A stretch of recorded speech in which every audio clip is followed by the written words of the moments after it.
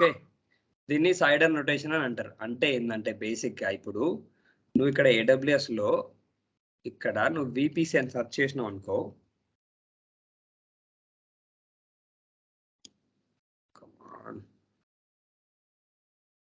నువ్వు VPCలోకి వెళ్ళి సెర్చ్ చేసినప్పుడు యువర్ VPCస్కి వెళ్ళి ఇక్కడ ఇందు చూడు 10.0.0./16 ఈ /16 స్లాష్ తర్వాత ఉండేది మొత్తం సైడర్ నొటేషన్ అంటారు. అసలు సైడర్ నొటేషన్ అంటే ఏంటో నీకు సింపుల్గా చెప్తా విను.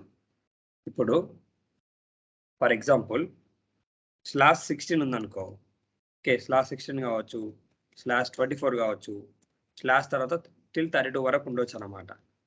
ఒక్కటి గుర్తుపెట్టుకో, సింపుల్ లాజిక్. ఓకే, ఏం చేస్తామంటే ఈ స్లాష్ తర్వాత వాల్యూ తక్కువ ఉందనుకో ఎక్కువ ఐపీస్ వస్తాయి అనమాట. ఐపీలు ఎక్కువ వస్తాయి, వాల్యూ ఎక్కువ ఉంటే ఐపీలు తక్కువ వస్తాయి. అంటే ఏంటంటే ఇప్పుడు ఫర్ ఎగ్జాంపుల్ ఇప్పుడు నేను అడుగుతారు ఎవరైనా ఇక్కడ /16 ఉంది ఎన్ని ఐపీలు వస్తాయని, సింపుల్ క్యాల్కులేషన్ నీకు తెలుసు, కానీ ఎలా వచ్చిందని అడిగితే సింపుల్ క్యాల్కులేషన్ ఏంటంటే 32 నుంచి ఈ స్లాష్ తర్వాత ఉండే వాల్యూని మైనస్ చేసి, ఓకే, ఫర్ ఎగ్జాంపుల్ స్లాష్ ఇప్పుడు 16 ఉంది, 24 ఉంది, 24 తీసుకుందాం. ఈ 24ని 32 నుంచి మైనస్ చేయి, ఎంత వస్తుంది? 8 కదా. 8.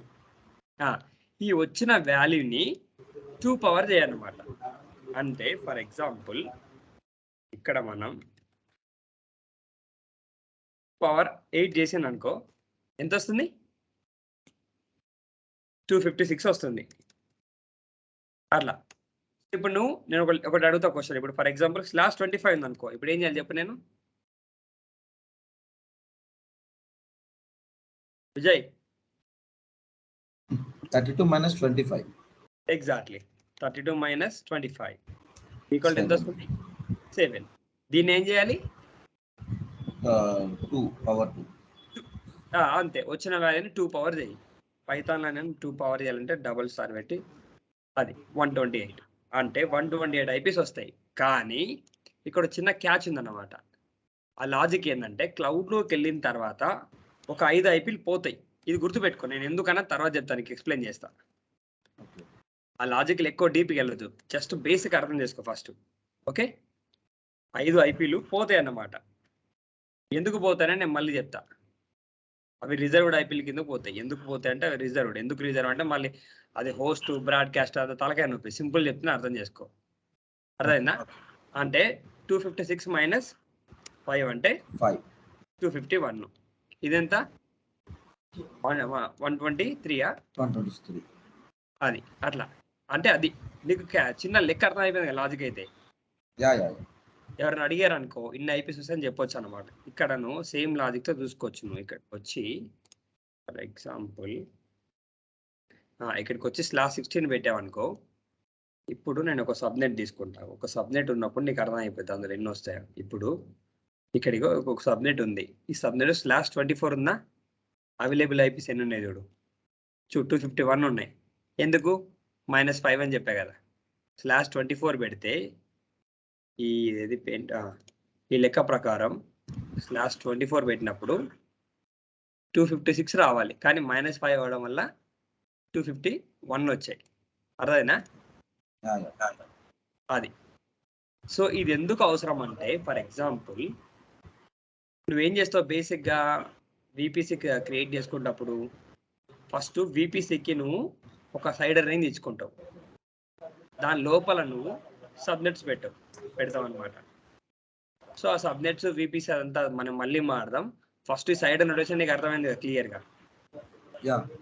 ఓకే, ఇది క్లౌడ్ కాబట్టి 5 ఐపీస్ పోతాయి అన్నమాట. ఇప్పుడు ఇంకో చిన్న లెక్కిస్తా, లాస్ట్ చెప్పు. నేను ఇప్పుడు /30 ఇచ్చాను అనుకో, ఎన్ని ఐపీస్ వస్తాయి? నాకు చెప్పు, ఎట్లా వస్తాయో చెప్పు చాలు. విజయ్ 32 - 32 ఈక్వల్ 2 వచ్చింది. అప్పుడు దీన్ని ఏం చేయాలి? 2 పవర్ చేయాలి. 2 పవర్ ఎంత అయితే వాల్యూ వచ్చిందో దాన్ని పవర్ చేస్తాం. 2 పవర్ 2 ఎంత అవుతుంది? 4 అయితే. కానీ నీకు అంటే దీని అర్థమైంది నీకు 0 ఐపీస్ వస్తాయి, నువ్వు మషిన్లు పెట్టుకోలేవు. అంటే నువ్వు వాళ్ళ ఐపీ దాంట్లో నువ్వు పెట్టినా కూడా నువ్వు మషిన్లు పెట్టుకోనికి రాదు. నువ్వు జస్ట్ ఊరికే నెట్వర్క్ ఉంటుంది అంతే. ఎందుకంటే 5 ఐపీలు పోతాయి కదా, 4 ఉన్నాయి ఇక్కడ, ఇంకెక్కడ పెట్టగలుగుతాం. అందుకే AWS రికమెండ్ ఏం చేస్తారంటే 16 నుంచి 29 మధ్య పెట్టుకోమంటది. అర్థమైందా? వైడర్ రేంజ్ అనేది /16 నుంచి /29 మధ్య పెట్టుకోమంటది. ఎందుకు 29 అంటే 29 పెట్టుకుంటే అట్లీస్ట్ ఒక్క ఐపీ అని వస్తుంది. ఎట్లా చూడు, 32 - 29 = 3 వస్తుందా? 2 × 3 అంటే ఎంత? 8 9 2 × 3